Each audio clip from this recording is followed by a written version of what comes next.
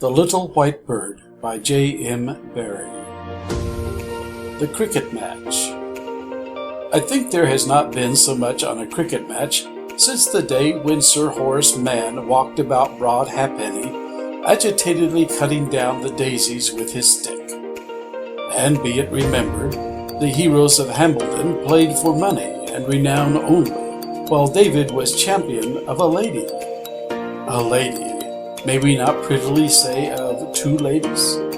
There were no spectators of our contest, except now and again some loiterer in the gardens, who little thought what was the stake for which we played.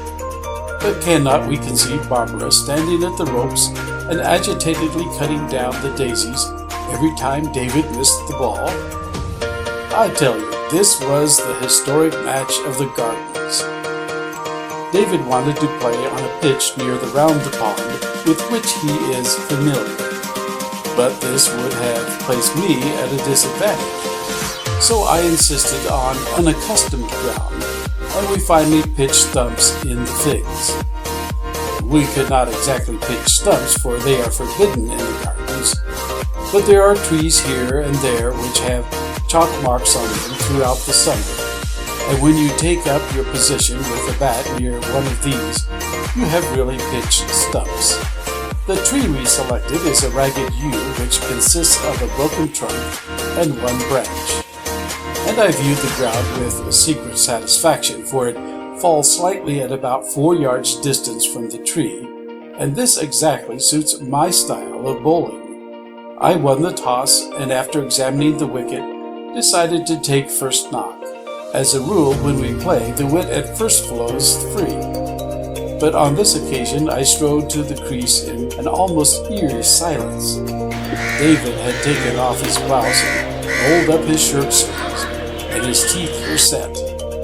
So I knew he would begin by sending me down some fast ones. His delivery is underarm and not inelegant, but he sometimes tries a round-on ball, which I have seen double up the fielder at square leg. He has not a good length, but he varies his action bewilderingly, and has one especially teasing ball which falls from the branches just as you have stepped out of your ground to look for it. It was not, however, with his teaser that he bowled me that day. I had notched a 3 and 2 singles when he sent me down a medium to fast, which got me in 2 minds, and I played back to it too late. Now I am seldom out on a really grassy wicket for such a meager score, and as David and I changed places without a word, there was a cheery look on his face that I found very galling. He ran into my second ball and cut it neatly to the arm for a single, and off my fifth and sixth he had 2 pretty drives for 3, both behind the wicket. This, however, as I hoped, proved the undoing of him, for he now hit out confidently at everything. And with his score at 9, I beat him with my shooter. The look was now on my face. I opened my second innings by treating him with uncommon respect, for I knew that his little arm soon tired if he was unsuccessful. And then when he sent me loose ones, I banged them to the railings. What cared I, though David's lips were twitching? When he ultimately got past my defense, with a jumpy one which broke awkwardly from the off, I had fetched 23, so that he needed 20 to win, a longer hand than he had ever yet made.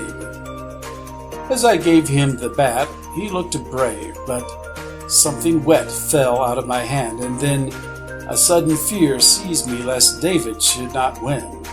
At the very outset, however, he seemed to master the bowling, and soon fetched about 10 runs in a classic manner.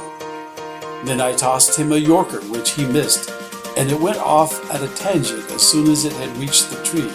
"Not out!"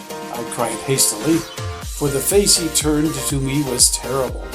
Soon thereafter another incident happened which I shall always recall with pleasure. He had caught the ball too high on the bat, and I just missed the catch. "Dash it all," I said irritably, and was about to resume bowling when I noticed that he was unhappy. He hesitated, took up his position at the wicket, and then came to me manfully. "I am a cad," he said in distress, "for when the ball was in the air I prayed." He had prayed that I should miss the catch, and as I think I have already told you, it is considered unfair in the Gardens to pray for victory. My splendid David, he has the faults of other little boys, but he has a noble sense of fairness. We shall call it a no ball, David, I said gravely. I suppose the suspense of the reader is now painful, and therefore I shall say it was that David won the match with 2 lovely 4s, the one over my head and the other to leg all along the ground. When I came back from fielding this last ball, I found him embracing his bat, and to my sour congratulations, he could at first reply only with hysterical sounds, but soon he was pelting home to his mother with his glorious news. And that is how we let Barbara in. End of chapter 25.